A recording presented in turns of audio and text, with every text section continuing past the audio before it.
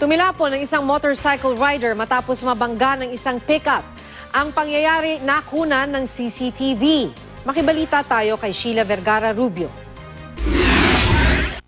Sa CCTV video, nakuha ng Nerve Center ng Lapu-Lapu City sa intersection malapit sa First Mactan-Mandawi Bridge, makikita ang isang traffic enforcer na sumisenyas para patigilin ang mga sasakyan.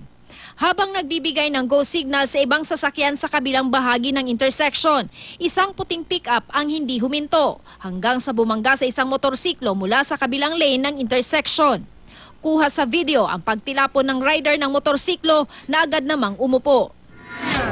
Sa Cebu City naman, patay ang 27 taong gulang na lalaking si Philip Pugoy nang mabangga ng isang kotse ang minamanehong motorsiklo noong Sabado na madaling araw.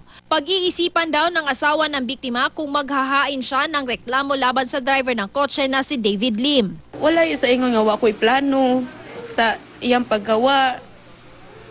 Dili lang jud ko makauna pagtarong.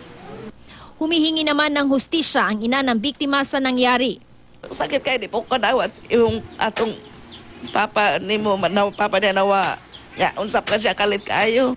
Ayon sa abogado ni Lim na si Attorney Leslie Salva, handa silang magbigay ng tulong sa pamilya Pugoy. Patuloy rin daw ang negosasyon sa pagitan nila at ng abogado ng pamilya ng biktima. Sa Davao City, hindi agad nakalabas ng kanyang kotse ang driver na si Paul Gomez matapos maipit sa loob nito. Bumangga ang kanyang sasakyan sa kasalubong ng bus sa Quimpo Boulevard kagabi.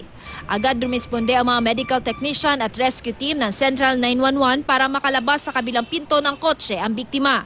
Sir, hindi ko napansin ang bus, sir. Ha? Hindi ko napansin ang bus. Kanina? I'm so sorry. Wala. Ayon sa driver ng bus, malayo pa lang ay nakita na niyang pagewang-gewang ang takbo ng kotse.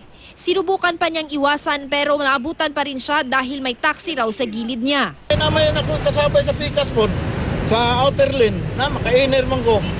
Di, ang gibuhat ko na lang para dili yun siya magrabihan, ako na lang ipundo ang truck. Wala namang nasaktang pasahero ng bus. Dili sila dapat mo drive kung nakainom. Kung mahimo, mag-taxi na lang sila or kanang mga kailan nilang matawagan nila, maulay pa-drive silang sakyanan. Sheila Vergara Rubio, Nagbabalita, Pilipinas.